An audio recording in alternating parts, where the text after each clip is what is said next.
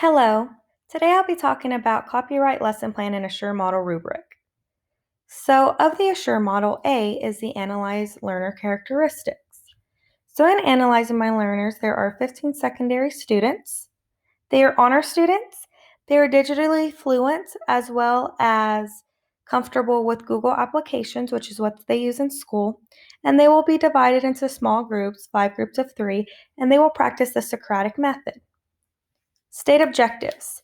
This falls into the AASL standards of 2C1, engage in conversation, 3D1, which is actively contribute to group discussions.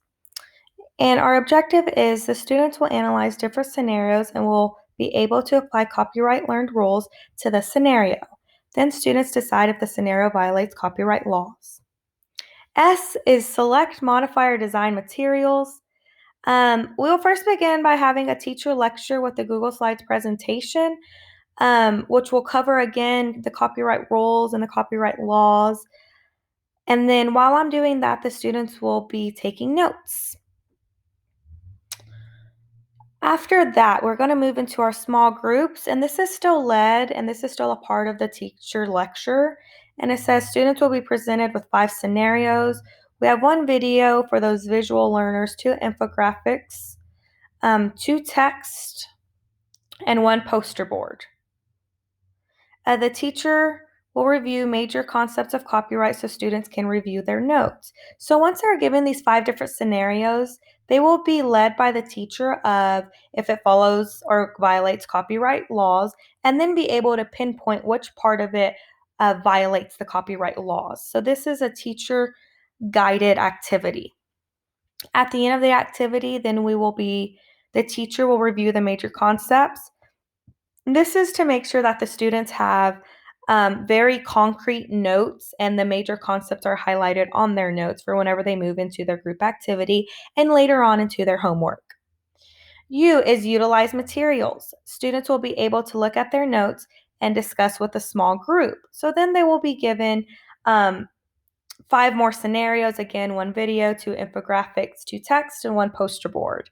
So here they will be given that same task. At this point, the teacher, I will be walking around the classroom to make sure everybody's on task, to offer some feedback to help guide. But at this point, it's really going to be led and facilitated and guided by the students themselves, especially because we had just went over the material. So now it's their turn to apply and to analyze and to reason.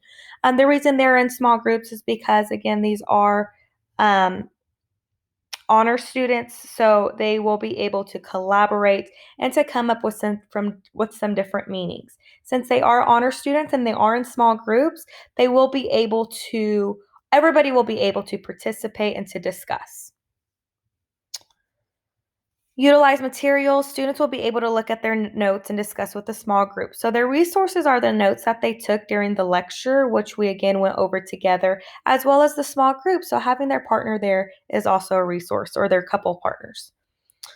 R, require learner response. Learner response is required in this activity by small group discussion, as well as a large group discussion using the Socratic method. The Socratic method is whenever one student starts and then the rest kind of chip in, and it leads the discussion along. Copyright is very ambiguous, so it's really important that we make note of that, and especially with these honor students, it will be a lot easier to get that task around because it is so objective and so subjective at the same time that they will engage in this group discussion to thoroughly understand and comprehend, analyze, and thus practice copyright laws and rules. E, 5 new scenarios will be given to students for homework. So they had two go-arounds at it. The first time was what the teacher led, then it was what the student led, the small group, as well as the Socratic discussion. So in order to really evaluate the students and if they understood it, especially because with small groups, some other students' voices could be a little bit louder or take prominence over others. And in the large group discussion as well, the evaluation is really important to make sure that every student is able to understand the copyright lesson materials. So with that, here is my rubric. Students evaluate scenarios to determine if the subject violated copyright laws. Students must provide specific evidence from the scenarios to justify their responses. So there are three different segments to the copyright rubric. Over here on the left-hand side in bold, the first one is correctly identifies whether or not the subject violated copyright laws. So that's a yes or no. And you will see the rubric starts with 5 points. The entire assignment is worth 15 points. So if the student correctly identifies all five, they're given 5 points, 4 points, etc., etc. The next provides evidence from each scenario. And so in order to get full credits in that box, all five scenarios contain sufficient evidence from the scenario.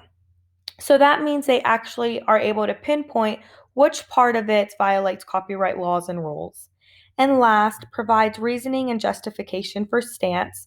All five scenarios contain reasoning and justification for the selected stance, 5 points. So for this assignment, the student needs to be able to identify, provide evidence, and provide reasoning and justification for each of the given scenarios.